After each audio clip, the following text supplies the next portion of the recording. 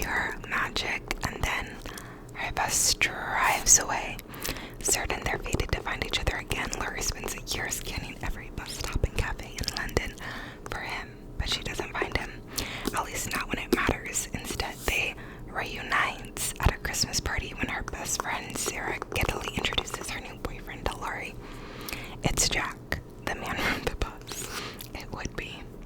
What follows for Laurie, Sarah, and Jack is 10 years of friendship, heartbreak, missed opportunities, roads not taken, and destinies reconsidered. One Day in December is a joyous, heartwarming, and immensely moving love story to escape into, a reminder that fate takes inexplicable turns along the road to happiness. That sounds crazy. 10 years is crazy. But I recently read You Again, which is like a novel take on When Harry Met Sally with gender roles reversed. And that book spans several years.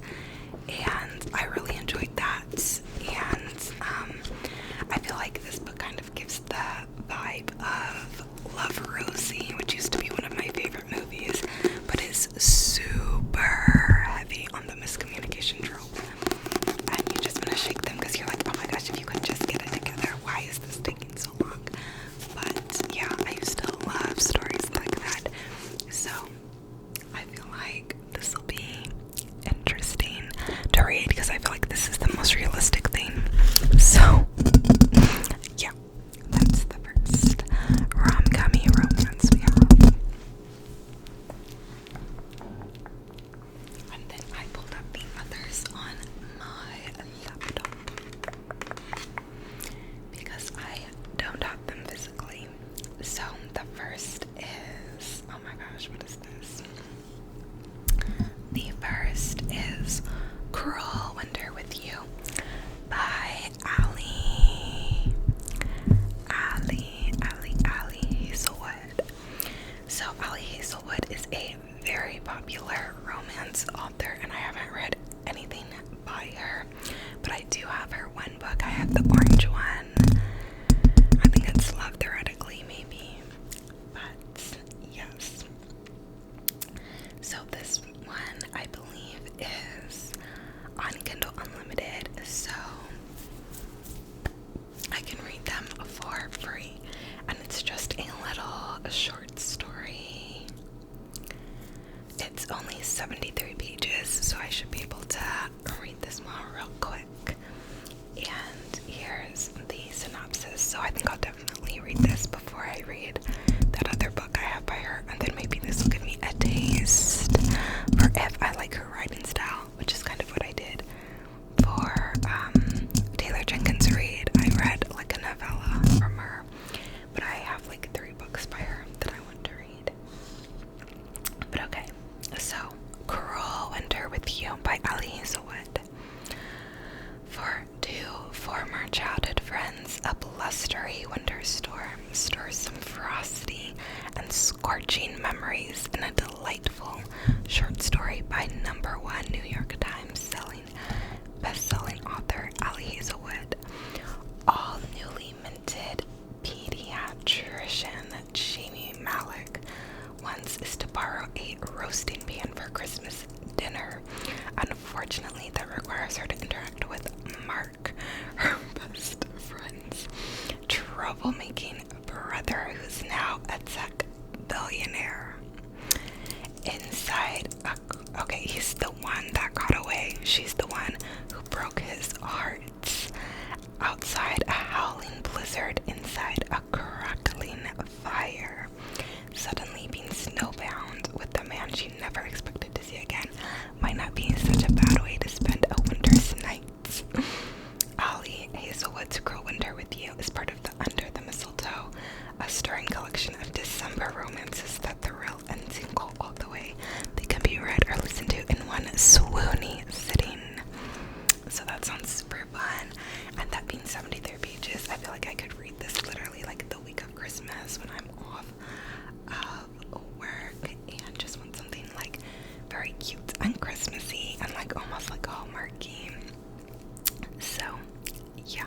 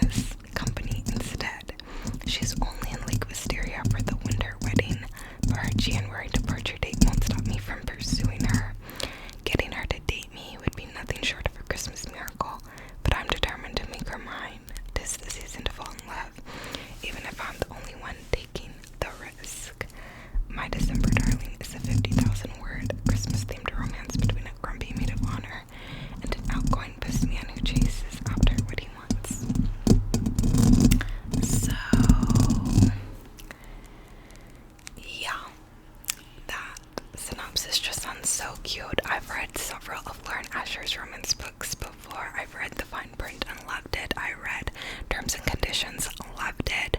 I read Throttles and loved it. I read Collided and liked it. I read Wrecked and was kind of like about it. And I started Final Offer and they never finished it. But I've taken a break from her romances since they were starting to feel like the same to me. And now, after having taken a break, you know, this Christmas cute novella seems like just the perfect thing for Christmas time. So, yeah, that's my December darling. And the cover is so cute. It's like a little gingerbread house. So cute.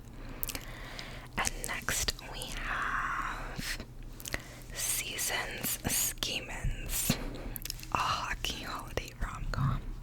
Now, out of all the books I have on this list, I think this is the least likely one that I will read, just because like this is a physical book and it's been on my list for a while. Then the short story is only 73 pages. The novella is, you know, short. And then the others, like, I think I'll probably read. This is the one that I'm kind of like, I don't know about, but it's only 262 pages. And it's a holiday hockey rom-com, which I have another hockey, like, for Love Square book that my friend got me that I started, but I think I'm gonna pick it back up in January, because, like, I feel like it needs to be winter, like, winter for that one with all the hockey stuff. But let's see about this one. It says, "'Tis the season to get even." This is Seasons Schemins by Katie Bailey. So, when Maddie, Granger's longtime boyfriend, dumps her on TV for the entire world to see, she thinks she's hit rock bottom. Unlike her, until her parents announce that they're spending the holidays with her ex's family, and he'll be bringing the woman he left her for. All Maddie wants for Christmas is to stick it to her cheating ex, but how? Enter Sebastian Slater, the NHL's most infamous player. On a drunken night out in Vegas, Maddie asks the superstar athlete to pose as her new boyfriend. She's kidding, mostly, but Seb shocks her by making a counter offer. He doesn't want to date Maddie for the holidays. He wants to marry her. Show up at her ex's cabin alone or with a surprise new hockey playing husband. Maddie opts for the ultimate level up because maybe, just maybe, revenge is a dish best served betrothed. So maybe I will read that. It does sound super interesting and it is on Kindle Unlimited, so I have it for free. So yeah, I've never read a Katie Bailey book before, but that sounds super cute. And then I have Most Wonderful Crime of the Year, a novel and enemies to lovers Christmas romance and a cozy mystery set in the English countryside. So, the bridge is out, the phones are down, and the most famous mystery writer in the world just disappeared out of a locked room 2 days before Christmas.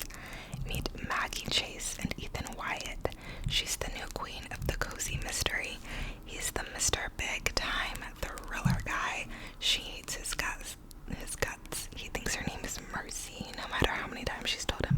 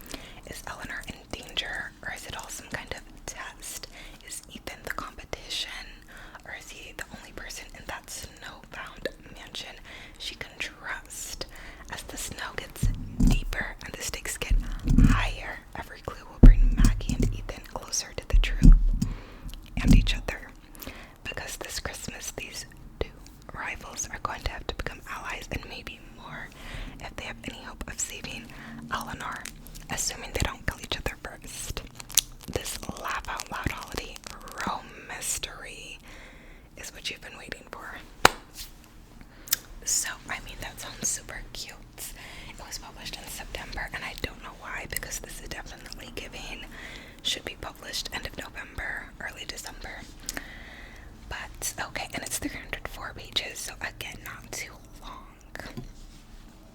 So, it's possible, and I like that this one has like a mystery too. It's not just a romance, it has this mystery element, which I think would be really fun to try to figure out, because I've been dabbling into thrillers lately and enjoying them. So those are all my holiday themed ones. And then I have one like lit fic that I wanted to read because somebody's reading it for their book club, and it's been on my want to read already. And I guess this was turned into an adaptation, I believe, on Netflix. So at least I think, is this the one? Let's see. I haven't seen like anything about it, but I thought it was.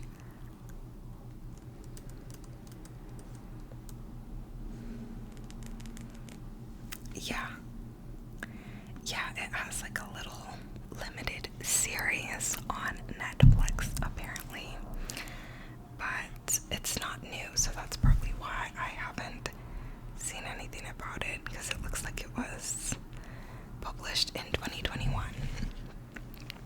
Okay, but let's read the summary.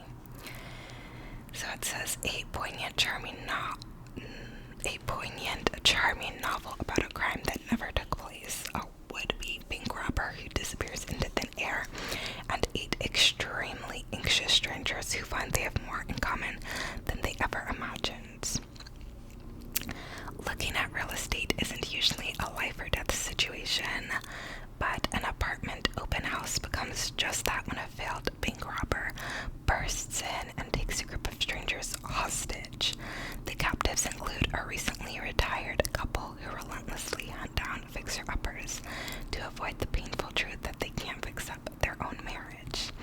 There's a wealthy banker who has been too busy making money to care about anyone else, and a young couple who are about to have their first child but can't seem to agree on anything, from where they went to live to how they met in the first place.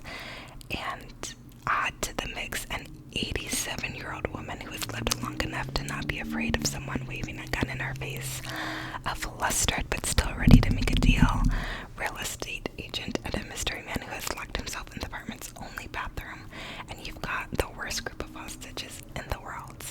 Each of them carries a lifetime of grievances, hurts, secrets, and passions that are ready to boil over. None of them is entirely who they appear to be, and all of them, the bank robber included, desperately crave some sort of rescue. As the authorities and the media surround their premises, these reluctant allies will reveal surprising truths about themselves and set in motion of a chain of events so unexpected that even they can hardly explain what happens next. A humorous, compassionate, and wise Anxious People is an ingeniously constructed story about the enduring power of friendship, forgiveness, and hope, the things that save us even in the most anxious of times. So, that is Anxious People by Frederick Backman, and it's 336 pages.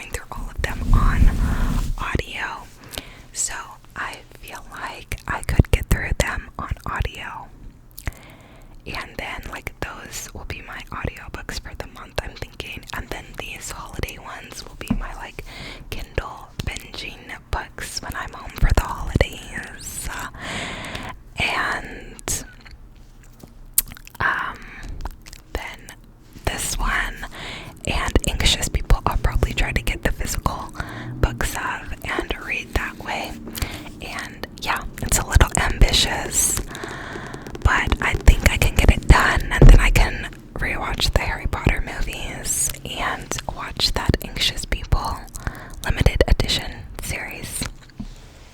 So